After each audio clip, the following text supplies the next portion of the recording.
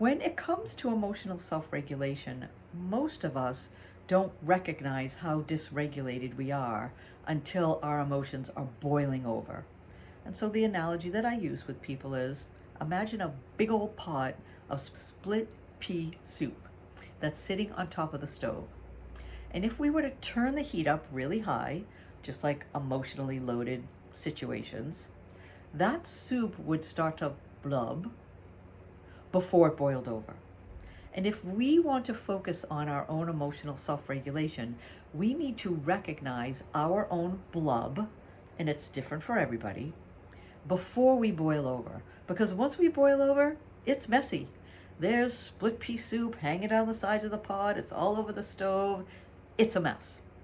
So true when we let our emotions boil over and take on a life of their own.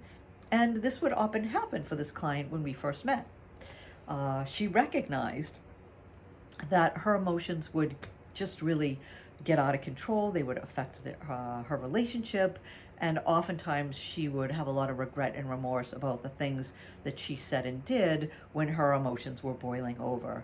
And that concept, that metaphor of recognizing one's blub before it boils over was just a real key for her to recognize that she was hardwired a particular way, her partner was hardwired a particular way, and that through a lot of work with personality typing and recognizing the ways in which people are hardwired much differently, that we don't have to look through our lens and blame people for being themselves. We can understand that they experience the world much differently than we do, as they do with their emotions.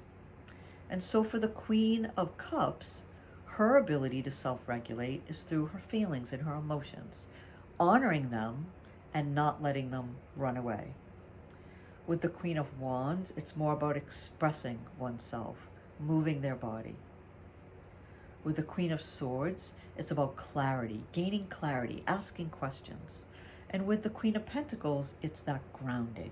It's settling in, it's connecting with nature, it's walking barefoot in the grass, it's getting into the water in a pond or an ocean, it's reading a book, leaning up against a tree, in whatever way you find grounding helpful.